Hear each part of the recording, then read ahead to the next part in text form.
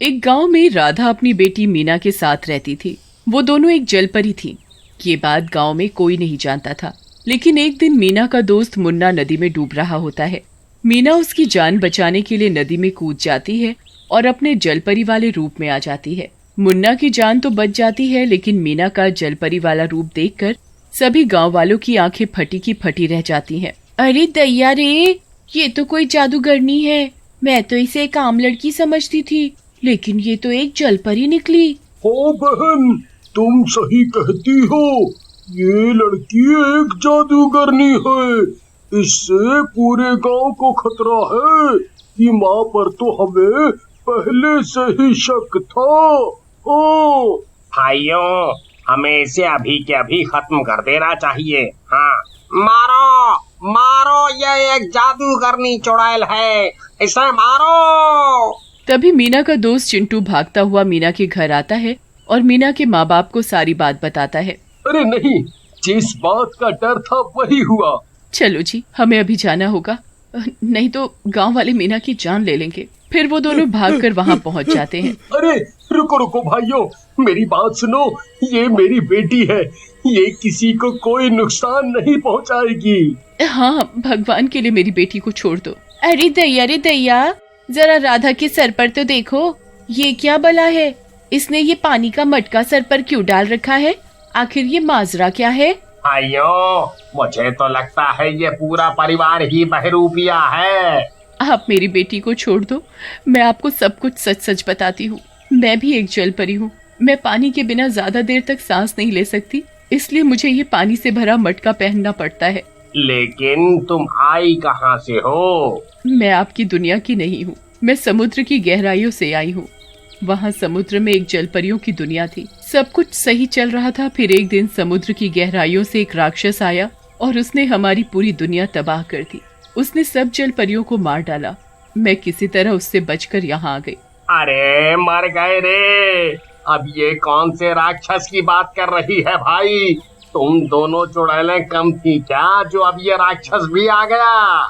अरे भाई, मुझे तो ये मनगढ़ंत कहानी लगती है। अभी फिलहाल तो हमें इन दोनों जादूगरनियों से खतरा है।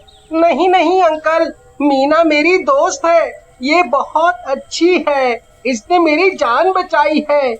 अगर ये नहीं होती तो मैं आज जिंदा नहीं होता। तभी एक गांव वाला सहमा हुआ उनकी तरफ भागता हुआ आता है। अरे भाई, क्या हुआ? तुम इतने डरे हुए क्यों हो?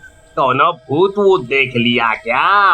अरे भाई, वहाँ पहाड़ी के पास नदी में मैं अपनी नाव से मछलियाँ पकड़ रहा था। तभी अचानक से मेरी नाव को किसी ने नदी के अंदर खींच लिया। मैं बहुत मुश्किल से अपनी जान बचा कर आया हूँ। अरे नहीं, वही हुआ जिस बात का मुझे डर था। कहीं ये वही राक्षस तो नहीं? अरे मर गए रे। आज किस कमबख्त का मुंह देखकर उठा था मैं? पहले ये जलपरी और अब ये राक्षस। चलो भाइयों, हमें अभी जाकर देखना होगा कि माजरा क्या है। फिर वो सब लोग पहाड़ी के पास वाली नदी के किनारे की तरफ जाते हैं, लेकिन उन्हें वहाँ कुछ नहीं मिलता। भाई, यहाँ तो कोई भी नहीं है। मुझे लगता है ये राधा हमारा ध्यान भटकाने के लिए ये राक्षस की मनगढ़ंत कहानी बता रही है। हाँ, देखो राधा, हम तुम्हारे ऊपर विश्वास नहीं कर सकते।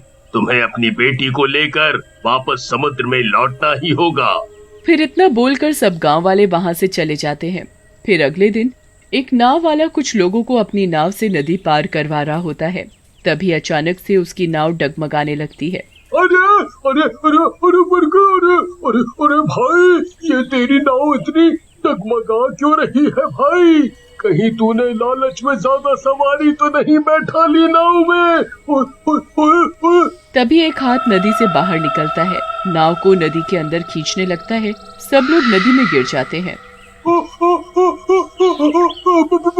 बचाओ, अरे कोई मुझे बचाओ। अरे मर गए। अरे ये क्या हो गया? अरे भाई कोई हमारी मदद करो। अरे कोई हमारी मदद करो। तभी उन लोगों की चीख पुकार सुनकर कुछ गांव वाले वहां पहुंच जाते हैं, लेकिन कोई कुछ कर पाता उससे पहले ही वो राक्षस उन लोगों को एक एक करके नदी के अंदर खींच लेता है। ये सब देखकर सब गांव वालों की आंखें फटी की फटी रह जाती हैं। अरे भाई, वो राधा सही कह रही थी, इस नदी में जरूर कोई राक्षस है। अब हम क्या करें? चलो भाइयों, हमें अभी के अभी सरपंच जी को इसके बारे में बताना होगा। फिर वो सब लोग भागते हुए सरपंच के घर जाते हैं और उसे नदी में हुई घटना के बारे में बताते हैं। हे भगवान, ये क्या मुसीबत आ गई हमारे गांव में। फिर सब गांव वाले मिलकर ये तय करते हैं कि कोई भी गांव वाला नदी के पास नहीं जाएगा। ये खबर सुनकर राधा भी बहुत डर जाती है। जी, मुझे बहुत डर लग रहा है। मैं जानती हूँ वो राक्षस मेरी तलाश करता हुआ यहाँ आया है। अब वो मेरी बेटी को भी जिंदा नहीं छोड़ेगा। तुम डरो नहीं राधा, मैं तुम्हें और मीना को कुछ नहीं होने दूंगा। फिर एक दिन रात को वो राक्षस नदी से बाहर निकलकर गांव में राधा की तलाश करने लगता है। वो हर गांव वाले के दरवाजे के पास जाता है और उस जलपरी को सूंघने की कोशिश करता है।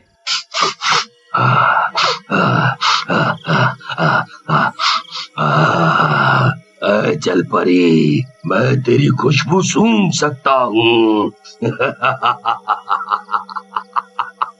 मुझे पता है तू यहीं कहीं आसपास ही है, तू मुझसे बच नहीं सकती। सभी गांव वाले अपनी अपनी खिड़कियों से उस राक्षस को देख रहे होते हैं। हे भगवान, ये तो वही राक्षस है जी। अब क्या होगा?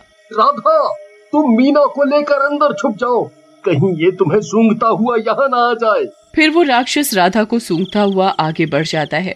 वहाँ उसे एक आदमी घर के बाहर सोता हुआ दिखाई देता है, तो वो उसकी गर्दन पकड़कर उसे ऊपर उठा लेता है। अरे अरे मर गए,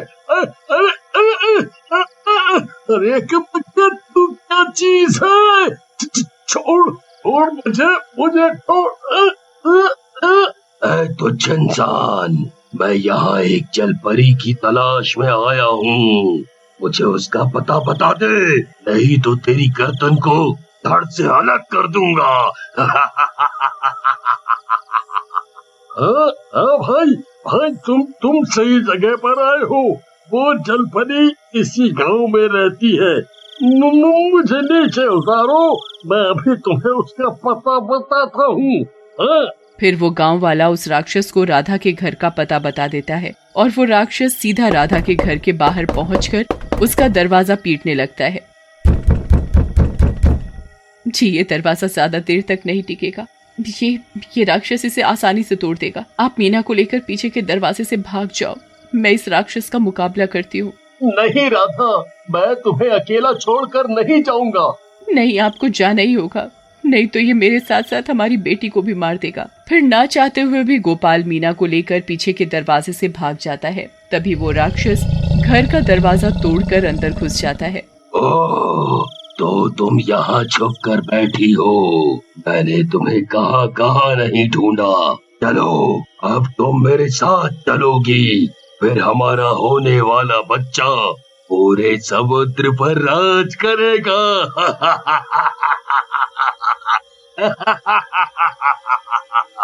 फिर वो राक्षस राधा को कंधे पर उठा लेता है और अपने साथ ले जाने लगता है। बचाओ बचाओ, छोड़ मुझे राक्षस, छोड़। अरे गांव वालों, कोई मेरी मदद करो, बचाओ। अरे नहीं, मुझे अभी जाना होगा, नहीं तो वो राधा को ले जाएगा। तभी गांव वाले गोपाल को पकड़ लेते हैं। छोड़ो छोड़ो मुझे, छोड़ो मुझे जाने दो, नहीं वो राक्षस मेरी पत्नी को ले जाएगा। छोड़ो मुझे, छोड़ो। अरे गोपाल, तुम पागल हो गए हो क्या? क्यों मरना चाहते हो? अपनी बेटी के बारे में सोचो। अगर तुम उस राक्षस के पास गए तो उसे तुम्हारी बेटी के बारे में भी पता चल जाएगा। अगर अपनी बेटी की भलाई चाहते हो तुम, तो उसे राधा को अपने साथ ले जाने दो।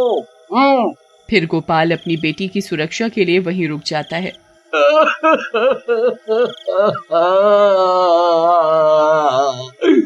राधा, मैं तुम्हारे बिना जी नहीं पाऊंगा।